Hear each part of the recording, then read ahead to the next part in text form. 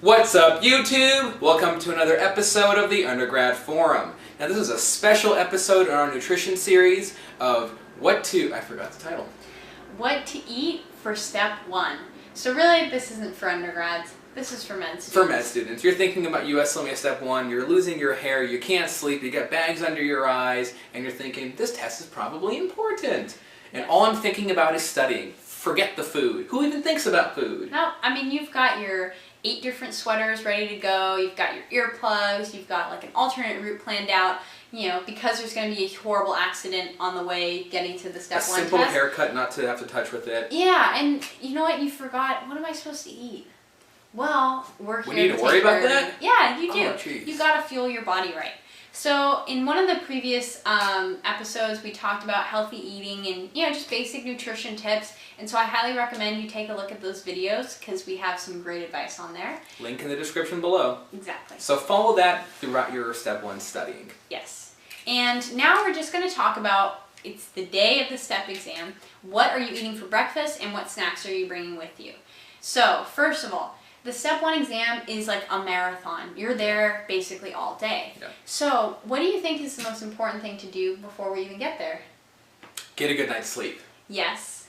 What's the next most important thing? Oh, Jesus. Have a good breakfast. Yes, have a good breakfast. That sounds really obvious, but I wouldn't be surprised if some people skip out on breakfast. Yeah. So what does a good breakfast mean? Let me just give you a couple ideas, like sample tips, and then I'll kind of go through the basis of why I'd recommend these things. So some ideas. Have an omelet with veggies, some Greek yogurt, which is awesome. There's like 18 grams of protein in a cup of that. You've got some good fruit you could add in there, some whole grain toast, or oatmeal with some nuts and like a banana. Just, you know, things that are going to fuel you.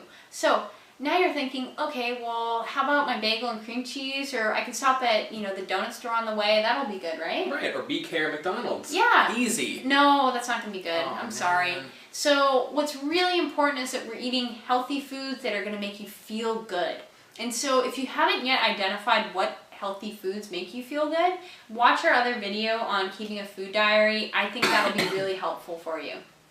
The other thing is, this is, like I said, it's like a marathon. Right. So you need fuel that's going to, you know, last for a while. Right. So the best fuels for sort of long sustained energy is going to be things that are high in like protein and things that are high in healthy fats. So we talked about fats and proteins in our Nutrition 101 video. All so in again, the description below. Watch that. And if you need more information about healthy fats, please leave a comment or send an email and we'll get more information to you about that.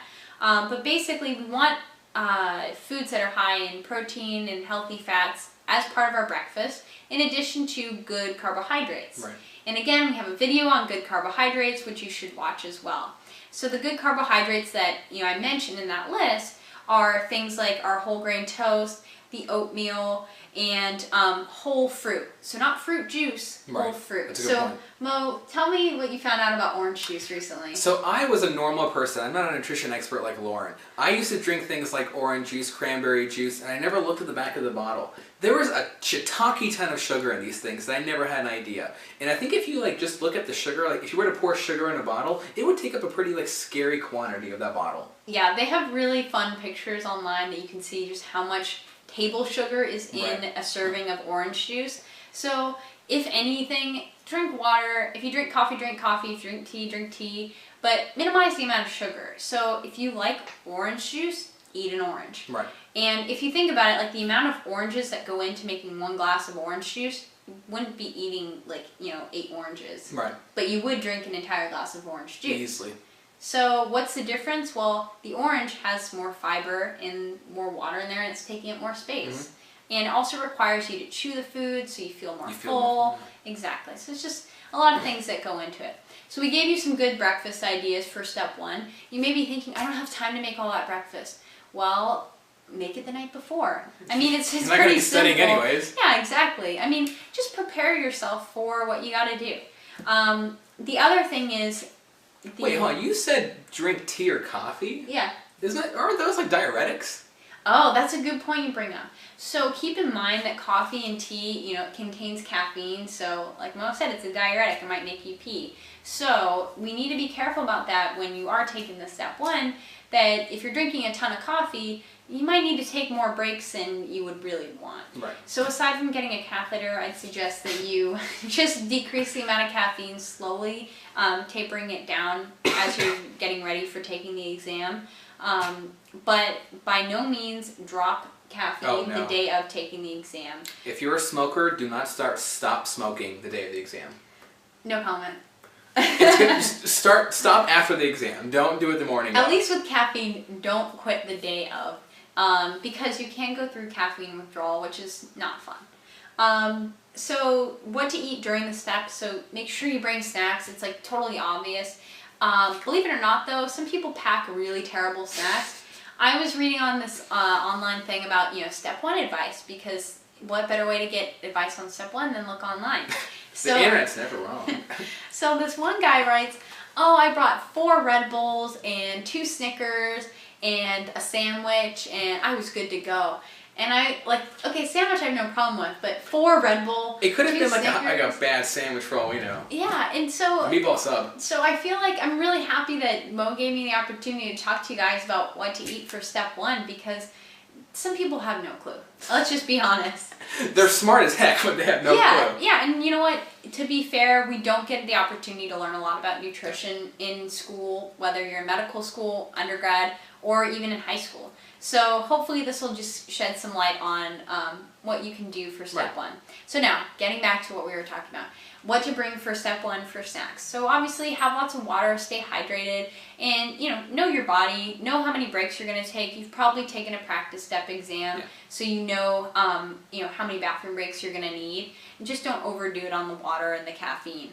But in terms of foods to eat, so some very simple tips that I can give you is, again, like I emphasized earlier, you want some protein, you want some healthy fats, and you want some slowly releasing carbs. Right. So again, watch that carb video if you don't understand what I'm talking about with slow releasing carbs. But basically, you don't want big spikes and drops in your blood sugar. But we do want, carbs. Sugar. We do want carbs. And why, Mo? The brain uses glucose. Come on, yeah, guys, exactly. That is is actually on step 1. So we just gave you a point right there. Oh, it's too easy. It's part of the question to get 10 more points. Come on. Well, anyways. Anyways. Or actually, what do you call them? Slow move? What do you call them? Slowly releasing carbs. Some people also call them slow digesting carbs. Yeah. So if you're going to Google it, you might see it both ways. Yeah, or you might see things like whole grains, unrefined carbohydrates, things like that. Right. So some simple tips, you can pack yourself a sandwich. So that's okay. A healthy sandwich, I'm gonna guess. Yeah. What is a healthy? I really don't know what a healthy sandwich is. A healthy sandwich is gonna be whole grain bread is your first. That's your base. That's my layer. You gotta have some veggies on there. If you like sprouts, if you like lettuce, you like tomato, onion. Okay. Onion might make your breath smell, but then Who cares? you know what? It doesn't matter. It's step 1. Eat what you like. Eat what tastes good, right? No. You want to eat the stuff that's going to be healthy and that's going to fuel you. Absolutely. And then pick a protein that's going to be healthy and going to be good for you. So if you like... Pastrami. If you pastrami is not great. Salami's not that great either.